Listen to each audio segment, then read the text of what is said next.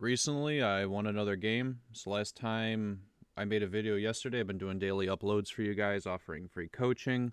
So if you want to keep getting the daily uploads, please drop a like. If you haven't been subscribed, drop a subscribe. It gives me a whole lot of motivation, especially when, I'm working and I come home to make these videos for you guys. I could just play the game. But I want to help you guys out because I felt really lost when I first started playing the game. And I'm going to give you guys a tip before the game starts that will save you hundreds of hours on your rank climb. But a lot of people just won't do it. And I'm just going to get right into it because your time is valuable. This is the little bit of a... Well, we upgraded, guys. Yesterday we were on a notepad, and now we're using a Word doc for y'all.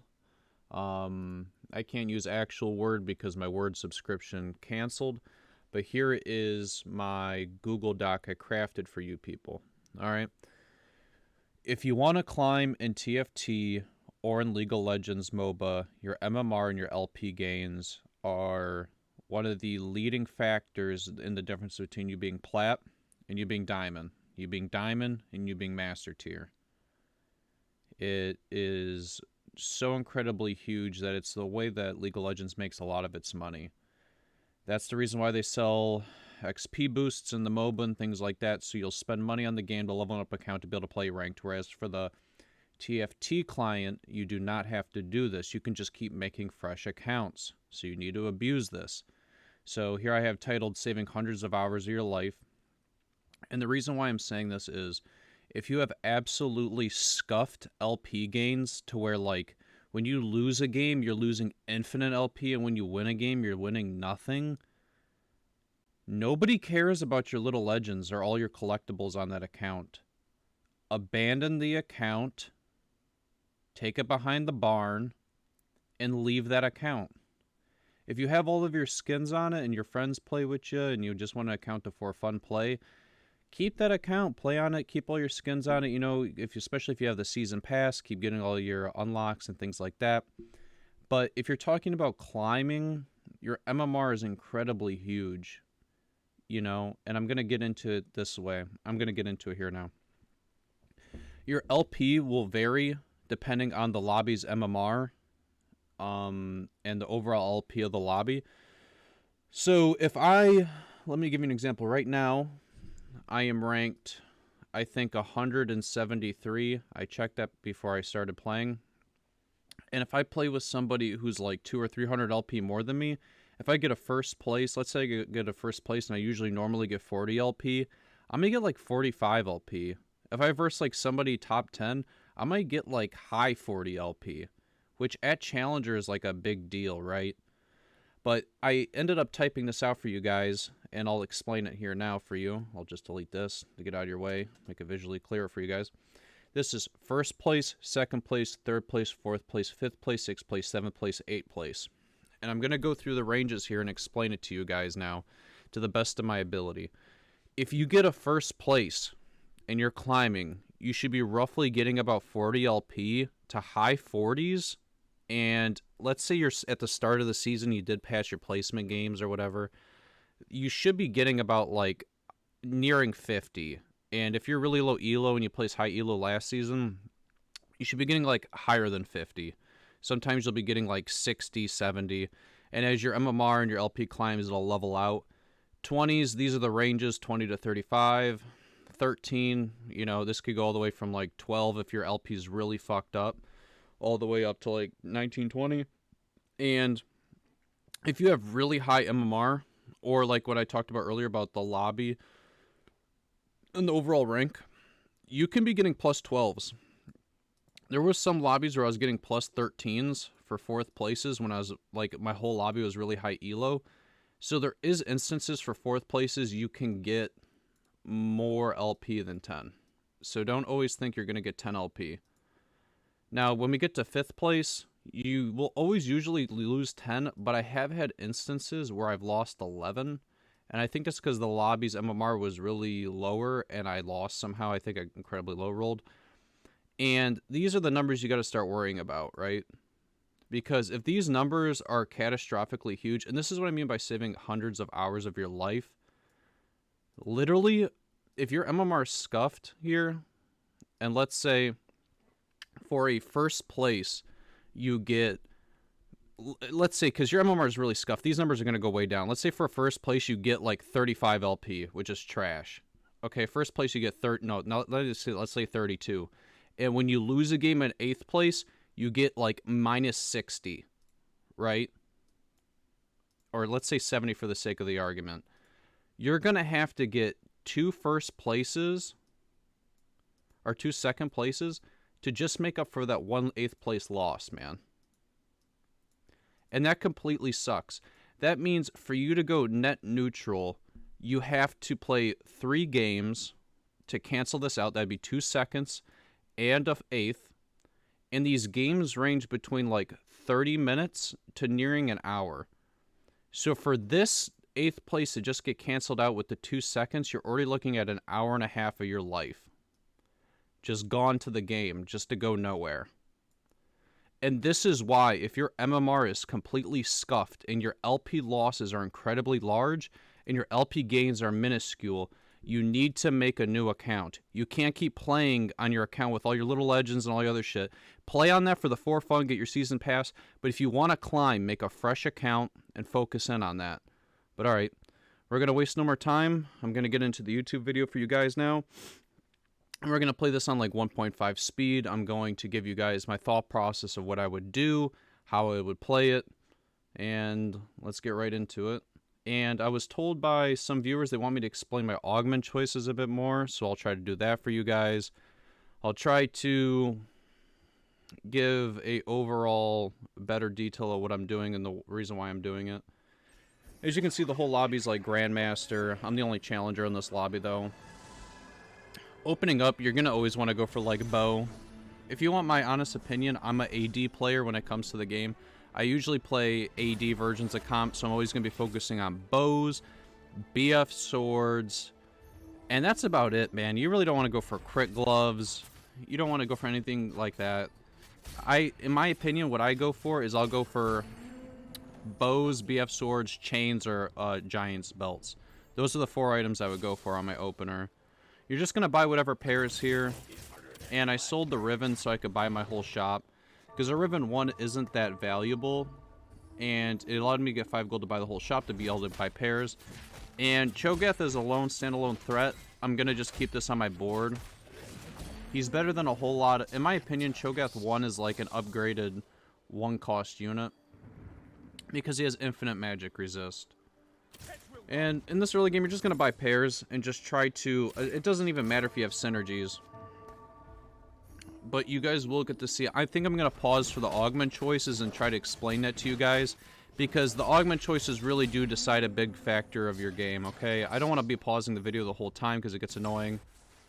But somebody wanted me to explain this in my last video, so I'm going to pause on the augment choices. My bad, guys. And it's not 1.5 speed, so it's really quick. Okay, so we come to the augment choice, right? We either get Three's Company, Star Guardian Crest, or 2 Truce, right?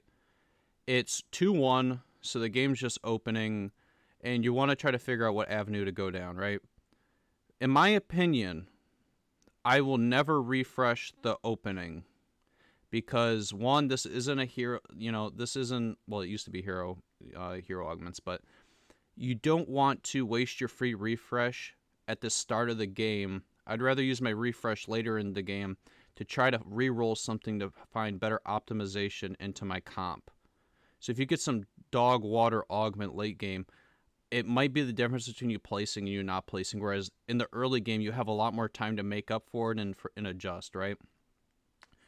We're not going to choose Star Guardian Crest because this is going to railroad us into just playing Star Guardians. Three's Company is interesting, but I don't know. I've had really bad experiences with this. The only time I've had a good experience with Three's Company is if you're going like a recon route, which would be like Ramish Cho or something like that. But I really don't like this. 2 Truths is always what you're going to go. And the reason for this is it will allow you to completely win streak all of Stage 2. Stage 2, you're only going to have up to 4 units on your board, and this automatically gives you 2 upgraded units. Or I think it's 4 or 5. you're already going to have 2 automatically upgraded units that is going to help you, allow you to streak all the stage 2 and maybe even starting into stage 3. Because you have to understand, a lot of people don't get an awesome opener. A lot of people are stuck with shitty units that aren't upgraded, and they're left with like 1 stars that aren't going to do anything for you, right? So I'm just going to select True Truce, and make sure you have enough board space for it as well.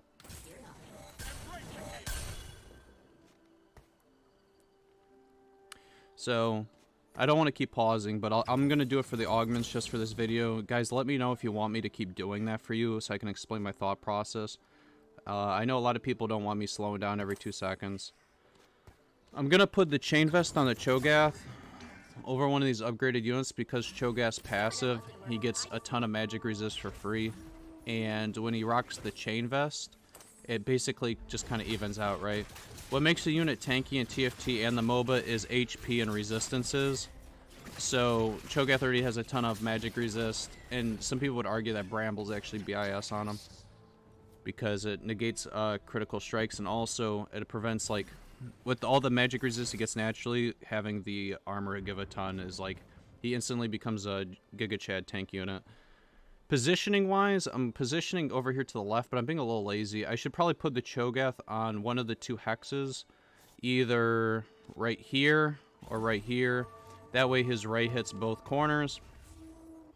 And you usually want to have Silas in the center, or having him be your main tank, and the reason for this is when the units walk up, they're going to wrap around Silas, and he's going to be able to get more AoE damage onto the whole board. So positioning singular units based upon their ability is really important when it comes to fights. I wish I would have done it more this game.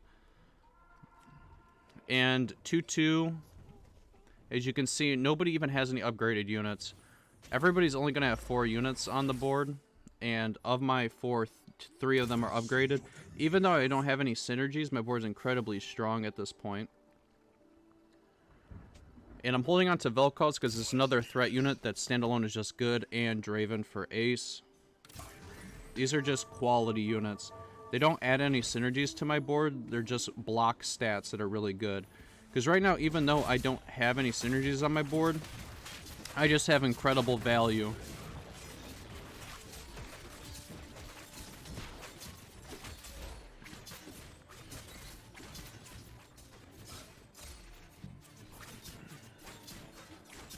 I think a lot of you would make the mistake here and sell the Cho'Gath to get a synergy in on the board. I don't think that's the correct move. Looking at my items, I'm going to look here on the carousel to finish one of these bows, because I am not making rapid fire cannon. That's a complete garbage item except for on Jax. It's the only unit in the game that uses that. So I grabbed the Negatron Cloak so I can make Hurricane, and what this allows me to do is, worst comes to worst, I can go either Bel'Veth or Samira with the Hurricane, or Urgot with it late game. I don't have to be stuck with it the whole time. But it kills one of these bows and gives me a ton of AoE. And at this point, you're going to level up on 2-5. This is standard leveling, as you can see the stage at the top. And the next time we're going to level up is on 3-1. This is always, I usually play with standard leveling because it allows you to keep econ, and it allows you to power spike when you need to, and you don't really fall behind. I almost lost to this dude because of Hustler. See how he power leveled to level 6? Because no matter what, he's going to get 3 gold interest. So it doesn't... Him following the rules doesn't really matter, right? Him keeping on to gold to get gold interest. They nerfed Vel'Koz, but Vel'Koz used to be a completely disgusting unit in the game. And at this point, I start hovering over threats because I was debating on having this be another threats game. Because I'm thinking to myself, and this is, look at this guy win streaking here. This guy's completely lucky. This is what I'm talking about upgrade. Look at the vast majority of these people's boards. A lot of them don't have a single upgraded unit on it, or maybe 1 or 2. This dude has, out of his 5, he has 4 of them upgraded. And I start positioning to fight that guy here, because I want them to kind of group so my Cho'Gath beam will hit them all. Even though if I fight that guy right now, I'll lose to him. There's no way I beat him. So I'm kind of high rolling on the RNG here to keep my streak alive. This is a complete RNG roll. And we're going to buy the Cho'Gath to hold on to civilian. Because there's either 2 routes you can really go with AD in this meta. It's either threats or sure shots. There's really no other AD route you can really go. And at this point, I was debating on selling the Cho'Gath for the Alistar. I know I'm going to get gold here for from the Krugs, so I'm assuming that it'll be able to make me my gold interest. In all actuality, what I should have done is probably put the Cho'Gath on my bench and put the Alistar out on the board. So if I don't hit gold interest, I could always just sell the Cho'Gath.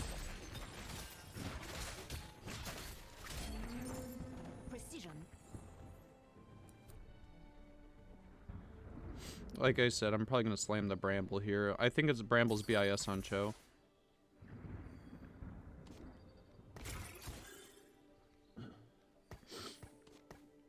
We're starting to just put synergies on the board. If you're ever wondering if you power level here, you're never going to power level here. I would, honestly, in my opinion, I would rather just lose this combat than power level. Because rolling down here, like, this is a mistake I've made before, is if you roll down here, man, you're going to be like 36 gold, and you're going to be a broke boy. The rest of the game, you're going to be a broke boy. Here, I'm going to turn on the game volume a little bit. You're going to be a broke boy if you roll down here. You won't be able to do anything the rest of the game. And here, I'm going to pause again. Sorry. Some people, I got to be quicker about it, but it's on 1.5 speed here. Yet again, you're only going to use your refresh if your augment is completely booty, bro. It's only booty. And if you want to talk about getting a consistently placing higher in your games, you're never taking Ancient Archives. This is a meme augment. This is completely trash. We're never taking this, okay? We're not taking Recon Crest in this case because even though we have Ashe and Kaisa on the board, we are so many Kaisas off to make this viable. You can put this Recon emblem on Belveth maybe and try to make it work, but it's like railroading again. I don't want to be railroaded. 4 Recon is good enough with just the normal Recons. You don't need this. I'm always going to go with phony frontline here because these target dummies scale with levels. I'm win streaking. I know I'm going to be in the game to at least become 3-star, and this gives me just more frontline. And I know right now I have enough DPS. I just need time to get it off. So I'm not going to refresh here unless it's like completely shit, right? And I'm trying to position out with these target dummies. Silas is going to go in the middle because I always want him to mana reave AoE around him, whatever wraps him. And Cho'Gath's either going to be on that hex or on the hex that Fiora's on, so he mana reaves those whole corners. And that's what we're doing. I'm putting Ashe in the very far right corner because this is the furthest corner from everything on the map. And if you guys didn't know this, Talon, if you're versing an Ox Force unit, this matters when you play sure shots because it can't run away, will jump to the furthest unit on the board. So Ashe is in that little corner hex. That is the furthest unit on the entire board. Why does this matter? This matters because if you're playing sure shots and you got Samira and like Sivir, don't put your Samira in that corner and let 3-star Talon just jump on her 2 seconds into the fight and delete her. Like I said in my last video, somebody typed one thing and I muted all. I forgot about this, by the way. Mute your lobbies. People's comments and people's suggestions aren't going to help you climb. They're nothing but a distraction. You're going to want to put Sivir here, where I'm covering my cursor in the right bottom corner, and you're going to want to put Samira over here when you verse an Ox Force user, okay? And because Talon will jump to the farthest unit, now we're starting to talk about unit, abilities. He's always going to jump over here and delete her. So this is just a positioning example here. It's small, minute things that start adding up, right? It might be the difference between you taking 4 damage in a team fight versus 20.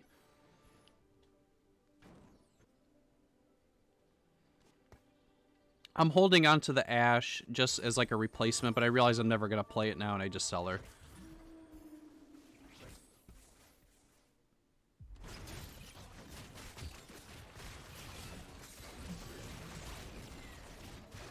And if you're wondering if I should ever put in the Vayne over Vel'Koz here, you're never going to do it. Recon 2, Recon 3, there's no difference at all in the game. It's all the same. Yeah, it really isn't a big deal until it's 4 Recon.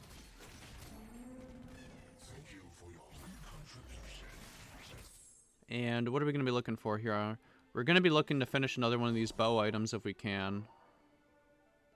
So I'm going to be going for that Samira crit glove if I can get it. I don't remember what I did in the game, but you're going to want Last Whisper for sure.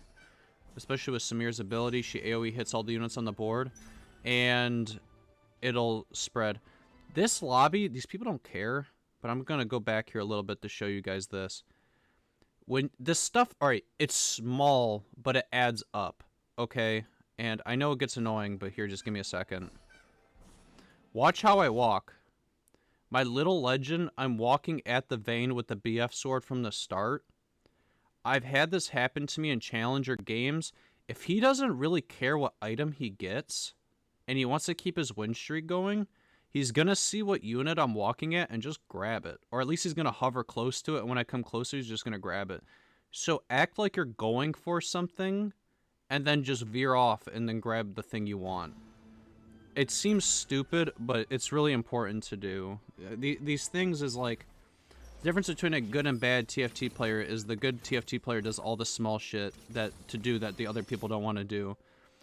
And then 3-5 here, I leveled up because I had a ton of gold, and I want to do a little bit of a roll down to see if I can hit like a Samira Belveth, maybe an upgraded unit here. And we're just going to slowly start transitioning units in and out.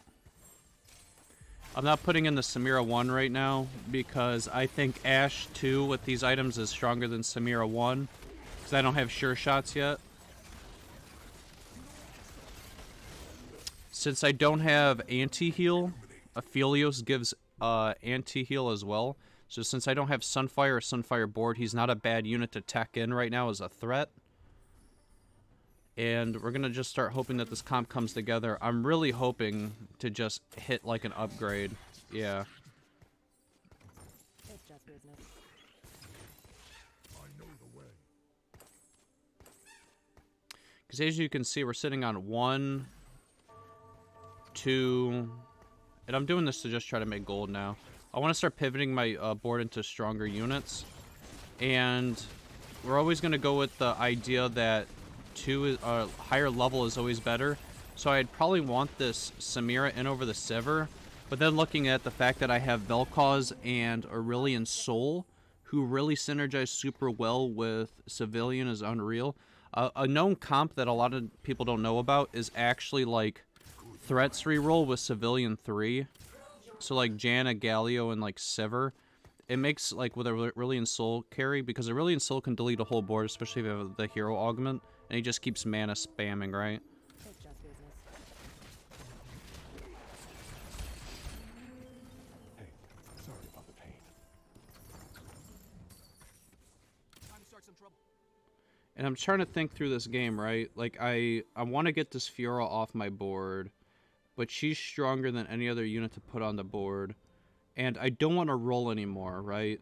This lobby's starting to come to an end. People are dying. A lot of people have lose streak gold that they're going to finally start leveling up on here. We're on 4-1. The earliest I could probably go to level 8 is after the Raptor camp at the top here. So this whole act, I'm stuck here on level 7. They would call this a level 7 roll down. You either roll down on, well, for level 7, I think it's on 3-5 or 4-1 where we're at here right now. You're going to level up to level 7 and roll a little bit of gold, because there's a finite amount of units in the pool, and you have a higher chance of hitting F4 costs. Somebody wanted me to pause for this, so I'm going to pause here again. People get baited by Shiny. I think Shiny's very good, but I've had very bad odds with him lately. You would think that he would dredge you up a ton of stuff, and I just haven't been hitting it. Elastic Slingshot is not good. The other Zac Augment is phenomenal. It's super good, because all of your frontline can just be a ton of Zacs. It can just be a ton of Zacs. But in this case, I'm always going to take Aphelios. It doesn't even matter what Aphelios Augment it is, because it unlocks a free 4 sure shots for me. This means I have infinitely stacking AD damage, and my board has infinite scaling. This, especially because I know I have 2 Sivers, I have 2 Sennas, I have a Samira already. This just fits into my comp too good. I already have the double Alistar for the Ox Force. I'm always going to choose this. This is the for fun pick right here. If you want to play for fun, Shiny's the way to go. But That's the reason why I don't even care about the armor piercing. I care more about Force Sure Shot and Ox Force. And I'm not going to wait to, like, find another 2 Aphelioses and use the orb. I'm just going to put them out on the board right now. And this is why target dummies are super good, right? Because now, even though I have to sell the Fiora, because I'm not going to get rid of this Aurelian Soul too. He's literally my whole DPS right now. I'm going to do something like this. As you can see, I moved the Cho'Gath over 1 more Hex, so we can Mana Reave this whole right corner. Watch, Urgot didn't even get the ulti because of the Mana Reave. Urgot died before he was able to even ulti, which is the reason why I won this fight, by the way. This guy's level 8. He was the win streaking dude in the lobby who just all-in'd here to get, like, keep it going. And now he's just dead. He just ruined his whole game, by the way. Whatever the hell he just did, he just ruined his whole game. Because now all these people who are streaking, like you see Parker's Pete down there, they're streaking because they're strong and they roll down their loose streak gold and hit some shit. And now he's just going to be level 7 and slowly bleed out with no gold to make himself stronger. And here, I'm probably going to sell the Sejuani or the one of these two to make gold. No, I didn't. Rip. I was sitting on what? Now I'm sitting on 4 pairs. Yeah, I need to roll here a little bit. It would have probably been better if I rolled on 7. I think I got a little emotional, I'm not going to lie to you guys, after I saw that guy roll down to level 8. And I want to keep my win streak going here. If I can keep this win streak going into Act 5, I'm going to be phenomenally strong. And I want to level up to see if I can naturalize these Zacs. Or the Samiras, because I only have 1 Samira, man. And who knows, I might hit a Philios as well, being on level 8.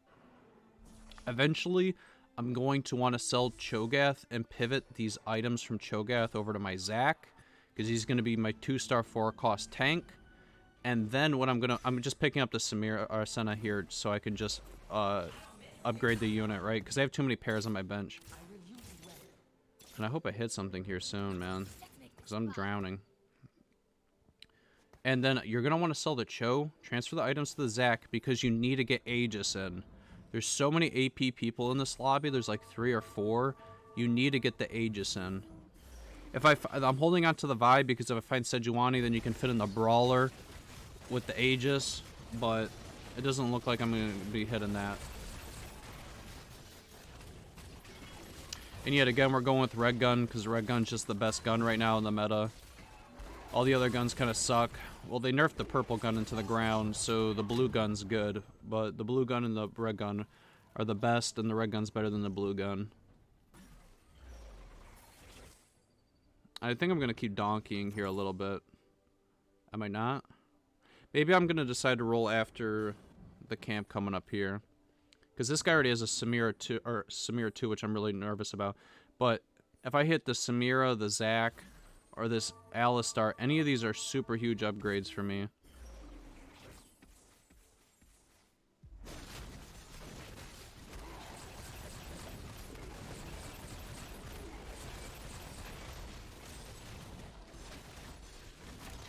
This is a huge loss. 13 ain't too bad, actually. And if I have such a large HP pool here that just staying alive, these guys are going to kill each other off. I already know at this point I'm top 4 in the lobby. I'm not even sweating it. Especially since I have 4 Sure Shot. I don't have to roll any more gold. My biggest thing is I just wanted to hit, like, my Samira 2. And at some point, I might remake the Senna. And then I'm going to transfer the Senna items over to Aphelios, right? So at this point in my thought process, I'm thinking either I want to make tank items for Zac, because I still need a frontline tank unit with 3 tank items. I need 1 hyper carry with 3 hyper carry items, and I need 1 secondary carry with items, you know, for them as well, the best I can do. But these are like relatively BIS items for Samira. Gunblade is broken, and Last Whisper's a must-have. The last item really doesn't matter too much. At this point, I know I'm too strong. I can go level 9. I don't have to roll down my gold anymore here. And even if I do take losses, I'm not going to take large enough losses to where it matters. If you kept high econ here, the next time you'd be able to go level 9 is 5-5, I believe, or 6-1. That's usually the interval, right? And at this point, I didn't check the weather, but we realized that it's windy Jana. Okay. And windy Jana is absolutely disgusting. You see me swap my front line around a little bit because I saw a Zephyr. And I don't want the Zephyring my Zac. And then my front line gets deleted and then I'm just dead.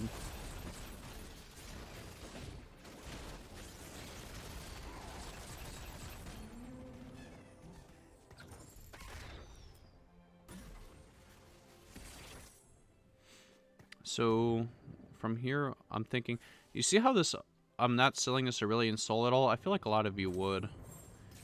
You're not going to drop this 2-star 4-cost threat. There might be an argument for it if I don't have Phony. But Phony frontline's like so much frontline. People don't even think about that. I'm moving the Samir around because he might move the Zephyr. I don't know who I'm fighting. And then, of course, the Zac gets Zephyred. The one thing I didn't want to have happen. This was just bad fight RNG, actually. I just fought the wrong person. Yeah, but everybody's holding on to Janus. And at the time when I was playing the game, I didn't think about it. See, I'm not even perfect as a player. But you need to, whenever you get into the lobby, especially with this set or the other sets, you need to check whatever the random thing is, whether it's Windy Jana. I know in other acts we've had other random RNGs, or like check the admin that you can get. These are things you need to check if you go AP routes. And like I was talking about earlier with Civilian, since I know it's Windy Jana, I picked up the Civilian emblem because when I go level 9, I don't care if it's a 1-star Jana, I'm putting that out on my board. Having Civilian 3 with Samira is absolutely disgusting. She gains 10 mana a second. Nobody gives a shit about Samira's auto attacks. They do nothing. The thing that makes her broken is her ability that casts. One, it procs Ace on all the units. And with Last Whisper, she armor shreds all the units that she ulties. So her having Civilian... You see how much damage they're getting from Windy Jana? My board's just getting deleted. And another thing you guys didn't realize is that I think there was an underground player in this lobby who got a, like, 5 or 6 heist cash out or something. And they're phenomenally strong. And at this player... Here, you guys are about to see the play of the game. Fighting the AP person, I decided to put the Aegis in before I go into my Raptors. Because I know eventually here I'm going to transition out of the Aurelian Soul, and I'm going to want to have... Either I'm going to put in another Legendary, or I'm going to put in like Windy Jan or something like that. But I know Aurelian Soul isn't going to be on my max cap board here, and having Aegis going into the AP person is just a better move. Who knows? Maybe keeping the Aurelian Soul there I would have took less damage, but at the time that was my thought process. Because I think there's 2 AP players and 1 sure shot player. And at this point I know I have enough HP to where I'm not going to get below like 3rd place. These guys are going to have to fight each other and kill each other, so there's no reason for me to get emotional and like do something completely dumb. One thing you'll notice too that I wish they would patch, but it's a small indie company, is Samira's cast bugs. Samira doesn't always cast when she uses her ability. And as you remember earlier, I was telling you I was going to remake the Senna and transfer the items. I just need a legendary unit here. Someone's about to get hurt. And as you can see, 3 items on my hyper carry. I'm going to be looking for a 3rd item on Zac, and I'm going to want another 3 items on my secondary carry, which is Aphelios, because he's only Aphelios 1.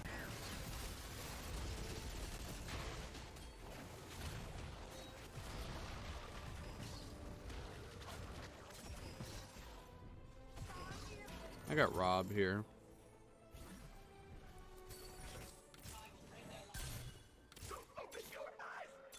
You're never going to put a Mord. You don't want double ace.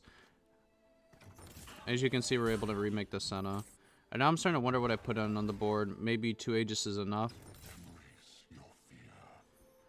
Here's another thing I was thinking.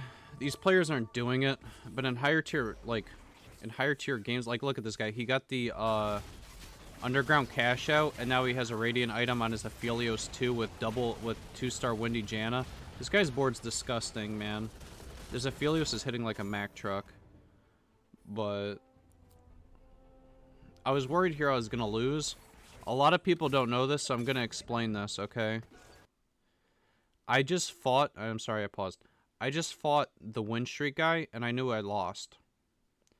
So now I know I'm going to fight this dude, and I'm going to fight his ghost.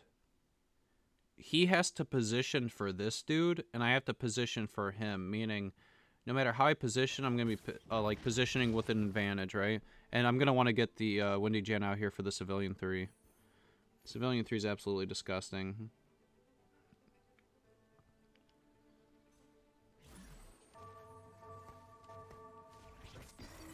You see how yeah, this is a positioning diff at the end of the game, by the way. This guy Zephyr to target dummy. I was able to get the Aphelios on the Windy Janna.